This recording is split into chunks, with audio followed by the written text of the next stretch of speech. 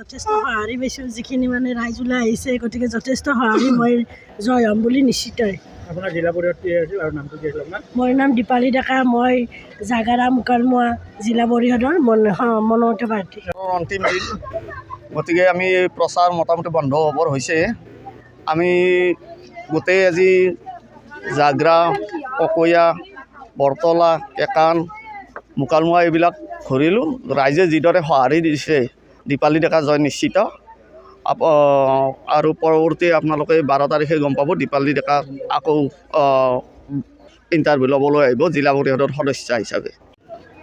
ৰাইজ আমাৰ লগত আছে, প্ৰত্যাহ্বান মেইন সেইটোৱে। ইয়াত ভুৱা প্ৰতিশ্ৰুতি কিবা বেলেগ আকৌ দিব লগা নাই।